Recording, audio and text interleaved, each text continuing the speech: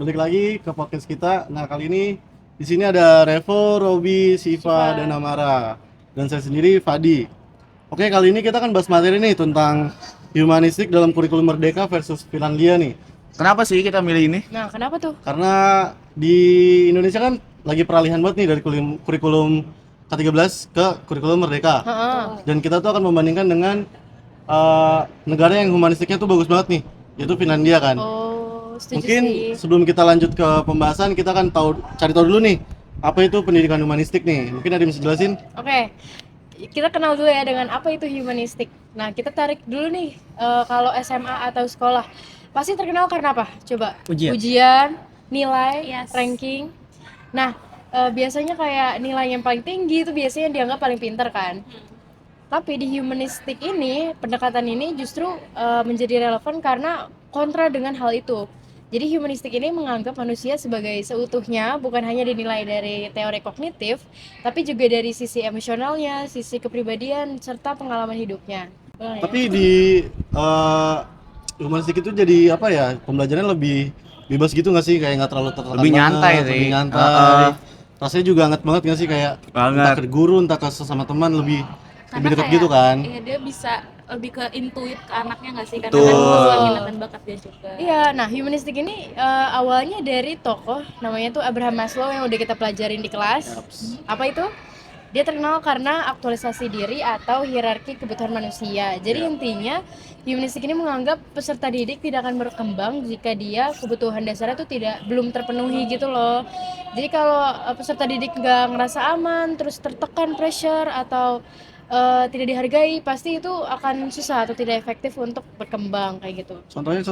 Contohnya itu seperti guru membuka ruang diskusi kayak Bu Citra, kemudian siswa tuh bebas berpendapat, berekspresi, kemudian kalau ada salah pun itu dianggap sebagai sebuah pembelajaran, bukannya sesuatu yang harus dihukum kayak gitu. Betul. Karena kita semua sama-sama belajar ya. Iya. Tapi menurut kalian humanistik dalam kurikulum Merdeka tuh apa sih? Mungkin ada yang bisa kasih penjelasan? Oh, saya boleh.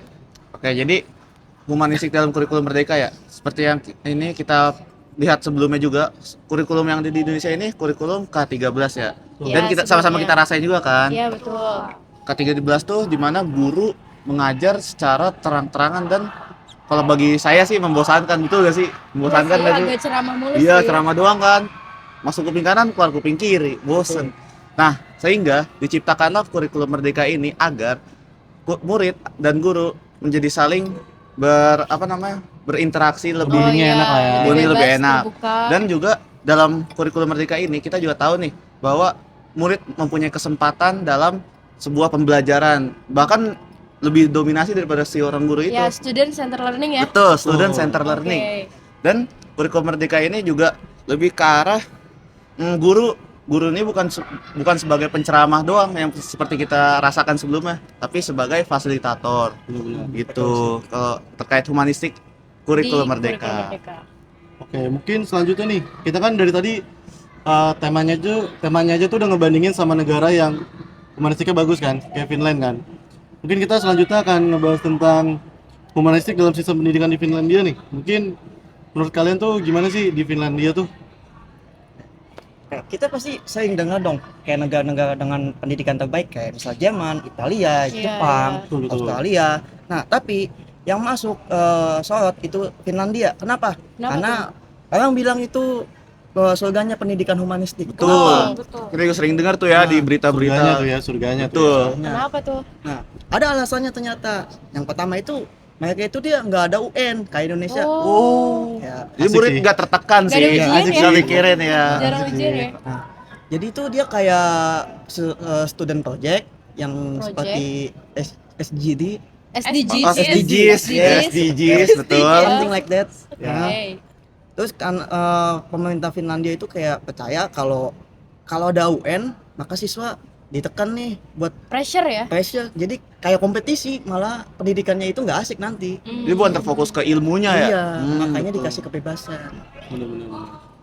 Sama di sana tuh juga nggak ada kompetisi antar sekolah nggak sih? Nggak ada. Jadi kayak rata semua tuh kualitas sekolah tuh sama rata semua gitu. sama rata. Kalau di Indonesia Ada sekolah terbaik Ya, lah. sekolah favorit. kayak Betul, 70 sekolah bagus favorit. kan 70. Oh, ya, 70 gitu kan. baik. Ya, betul. Oh gitu. Kayak gitu Tapi kan. kalau kayak gitu berarti yang ngatur bukan pemerintahnya? Bukan. Jadi Oh.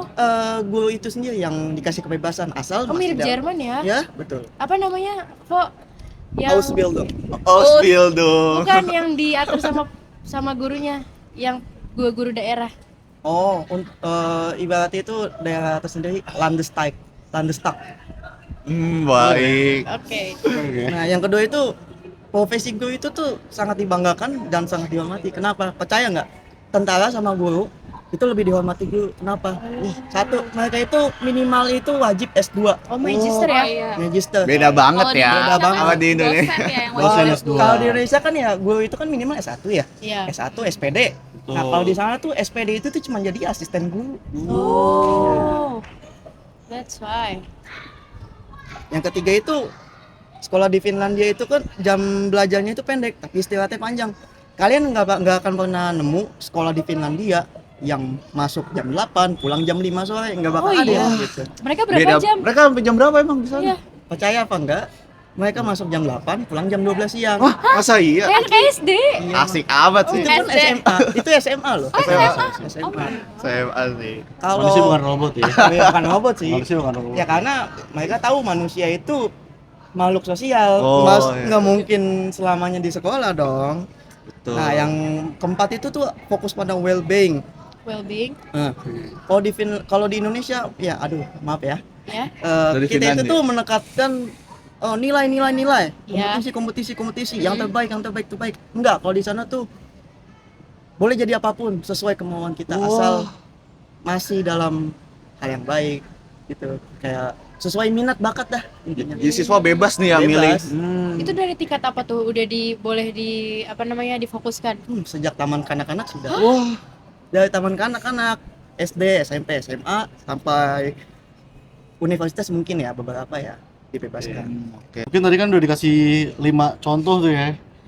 Nah mungkin dari tadi kita udah bandingin nih, udah dapet Gambaran poin-poinnya juga nih. Mungkin ada yang bisa bandingin nggak nih kurikulum Merdeka versus kurikulum dari perspektif humanistiknya di Finlandia nih? Oke, aku mau bahas si outputnya dari si Finland. Oke. Humanistiknya Finland tuh outputnya apa atau hasilnya apa? Yang paling kita bisa lihat itu kan dari assessment internasional melalui PISA atau yang disebut Program for International Student Assessment yang diadakan oleh OECD atau Organization for Economic Cooperation and Development.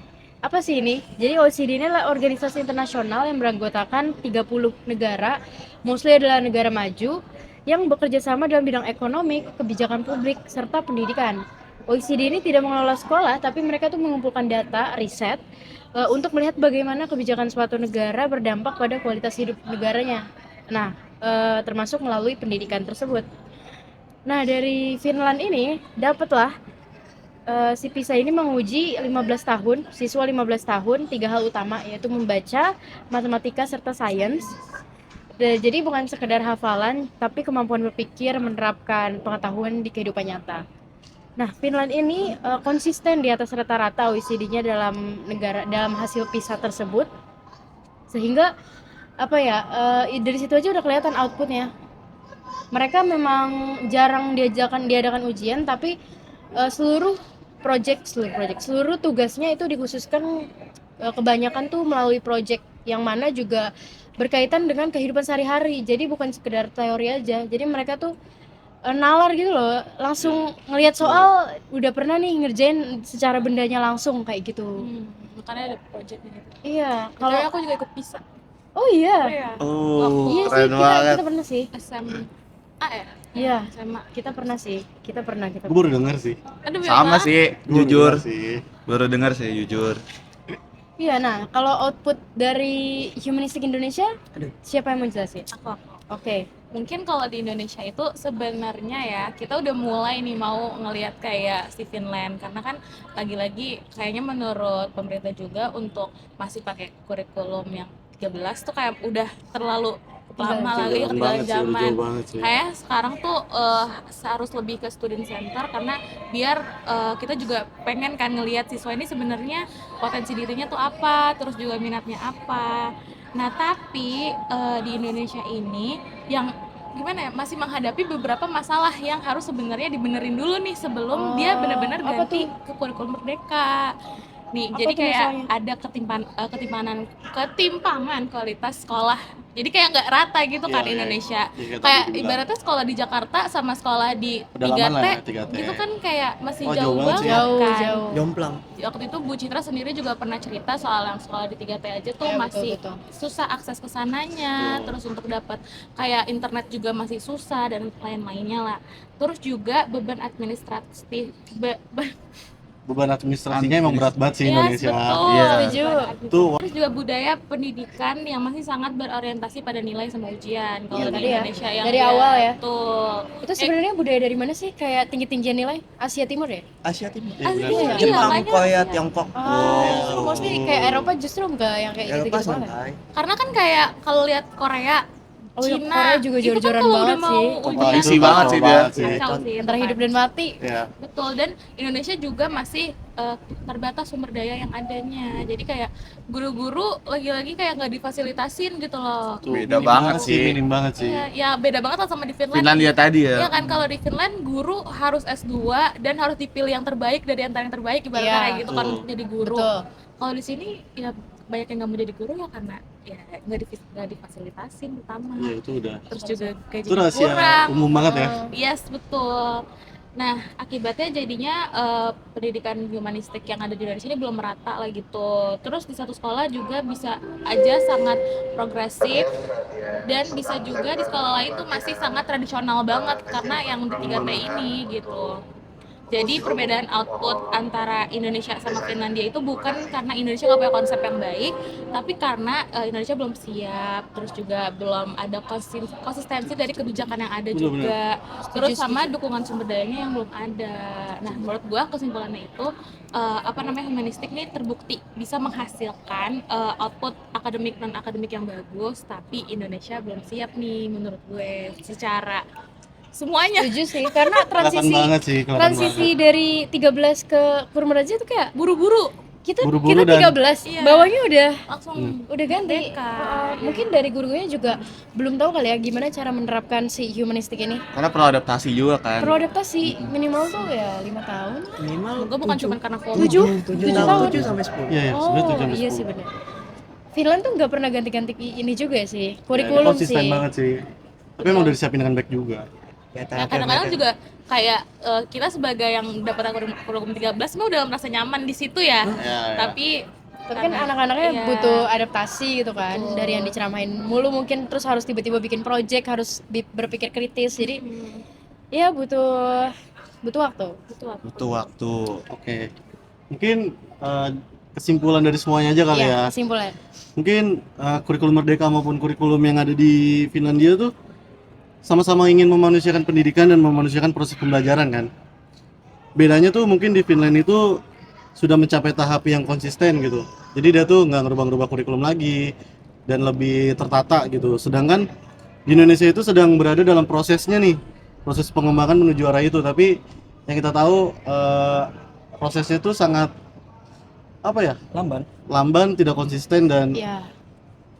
ya nggak pasti gitu lah, apalagi berbeda kan dengan yang ada di kota maupun di pedalaman gitu kan. Betul. Ya mungkin harapannya dengan terus memperkuat dukungan terhadap guru, fasilitas, terus kekurangannya apa, itu bisa membuat Indonesia tuh jadi memperkuat apa ya, dari segi pendidikan dulu sih yang harus jadi poin pentingnya. Baru dari situ kita bisa nguatin si guru-gurunya ini untuk humanistika lebih kuat lagi, terus juga yang paling penting sebenarnya fasilitas sih. Setuju banget. Sama administrasinya agak dikurangin ya. Iya, kerasa Jangan banget ya. memberatkan. Masih mahasiswa tapi kita udah bikin Ya, modul. ya mungkin itu aja sih pembahasan kita tentang humanistik yang ada di Indonesia dengan humanistik yang ada di Finlandia. Mungkin sekian dari kita. Selebihnya mohon maaf. Bye. Dadah. Dah.